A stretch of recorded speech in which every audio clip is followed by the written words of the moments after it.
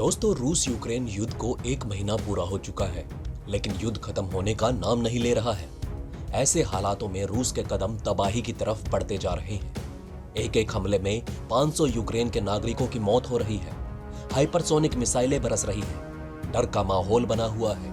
इसी बीच रूस ने एक ऐसा फैसला लिया जिसको सुनकर यूक्रेन के पैरों तले जमीन खिसक जाएगी। जी हां दोस्तों, रूस ने नेवल वॉर के साथ परमाणु युद्ध भी शुरू कर दिया है और अपनी महाघातक परमाणु पनडुब्बियों को यूक्रेन के लिए रवाना कर दिया है। रूस के इस कदम से लगता है कि जल्द ही यह युद्ध अपने परिणाम तक आ सकता है। रूस यूक्रेन युद्ध को लंबा खिंचता देख राष्ट्रपति व्लादिमीर पुतिन ने प्लान बी पर काम करना शुरू कर दिया। उन्होंने यूक्रेन के समर्थक अमेरिका और नाटो देशों को उलझाने के लिए अपनी परमाणु पनडुब्बियों को उत्तरी अटलांटिक में तैनात किया है। इस कारण अभी तक पूर्वी यूरोप में निगाह गड़ाए बैठे पश्चिमी देश को अपनी सुरक्षा की चिंता सताने लगी है।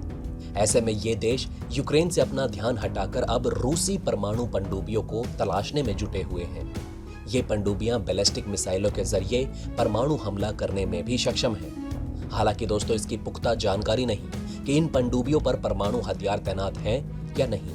इसके बावजूद नाटो देशों के लिए रूसी पनडुब्बियों की तैनाती को खतरनाक माना जा रहा है। पुतिन के आदेश पर पनडुब्बियों को किया गया तैनात। दोस्तों, द टाइम्स की रिपोर्ट के अनुसार पिछले महीने पुतिन के आदेश पर रूसी नौसेना की कई परमाणु पनडुब्बियां उत्तरी अटलांटिक की ओर रवाना हुई थी। इन पनडुब्बियों में हर एक में 16 बैलिस्टिक मिसाइलें तैनात की जा सकती हैं। बताया जा रहा है कि इन पनडुब्बियों को यूक्रेन पर रूस के आक्रमण के बाद पुतिन के आदेश पर भेजा गया।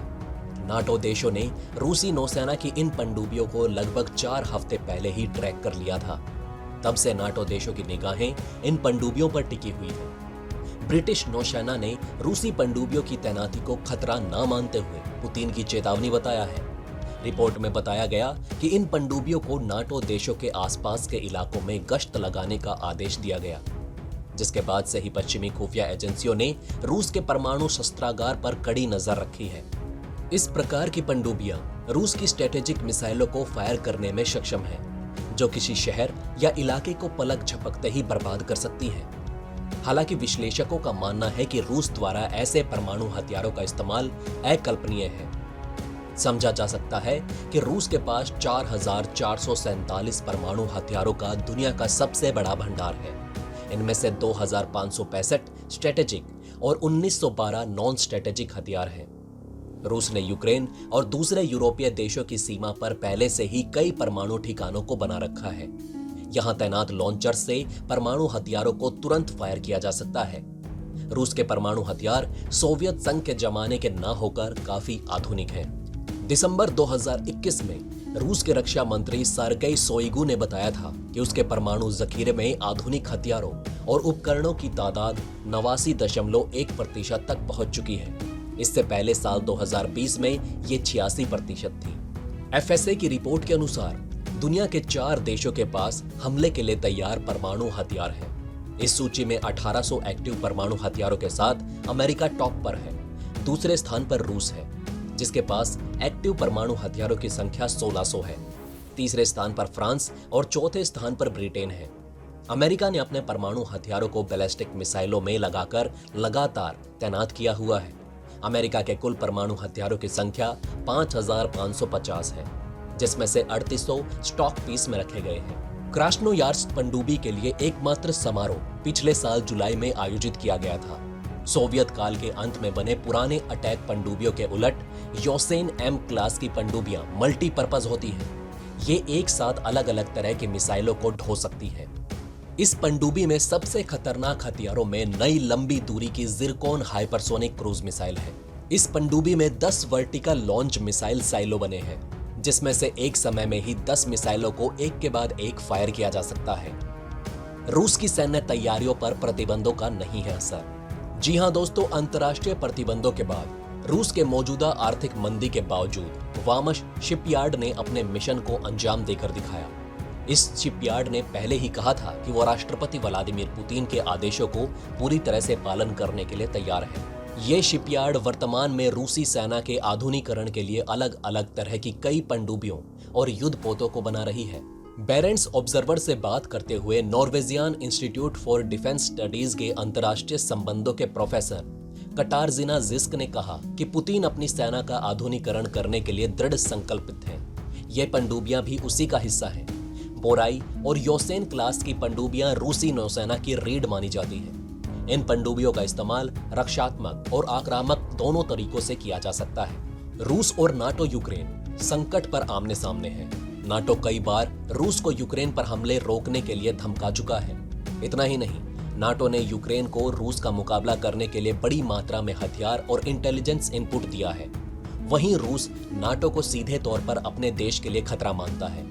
ऐसे में इन पनडुब्बियों का इस्तेमाल पूर्वी यूक्रेन में अमेरिका और नाटो की ताकत पर लगाम लगाने के लिए किया जा सकता है। रूस की पनडुब्बियां पूरी दुनिया में अपनी ताकत के लिए जानी जाती हैं। ऐसे में इन पनडुब्बियों की तैनाती काले सागर और बाल्टिक सागर के इलाके में की जा सकती है। दोस्तों, आपको बता दें कि यूक्रेन पर रूस का हमला शुरू हुए 1 महीना हो चुका है और इस दौरान रूसी सेना ने यूक्रेन के अस्पतालों, एम्बुलेंस, चिकित्सकों, मरीजों और यहां तक कि नवजात शिशुओं पर भी हमले किए हैं। द एसोसिएटेड प्रेस ने स्वतंत्र रूप से ऐसे कम से कम 34 हमलों को देखा है। इन हमलों पर प्रतिक्रिया देते हुए यूक्रेन के राष्ट्रपति ने कहा कि दुनिया इन हमलों को देख रही है। ये नरसंहार है। हर नए हमले के साथ रूस के राष्ट्रपति व्लादिमीर पुतिन, उनके जनरल और क्रेमलिन के शीर्ष सलाहकारों के खिलाफ युद्ध अपराधों के मुकदमों के लिए मांग तेज होती जा रही है। इन्हें दोषी ठहराने के लिए अभियोजकों को यह दिखाना होगा कि हमले महज दुर्घटना या इससे हुई क्षति नहीं है।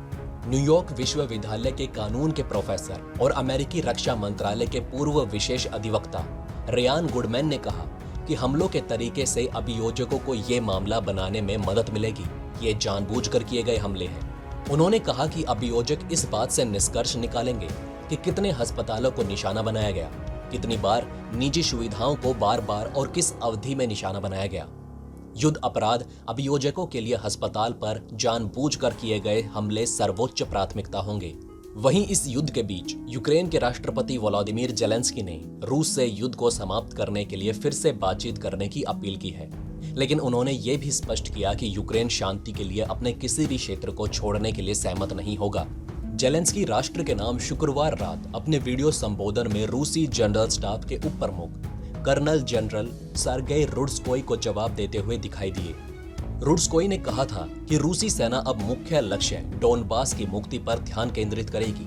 रूस समर्थित अलगाववादियों का 2014 से पूर्वी यूक्रेन के डोनबास क्षेत्र के हिस्सों पर नियंत्रण है और रूसी सेना यूक्रेन से और अधिक क्षेत्र को नियंत्रण में करने के लिए जूझ रही है, जिसमें मारियुपोल शहर भी शामिल है।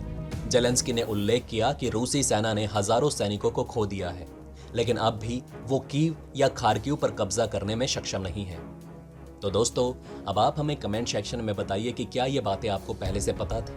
अगर नहीं तो इनमें से कौन सी बात आपको सबसे ज्यादा इंटरेस्टिंग लगी।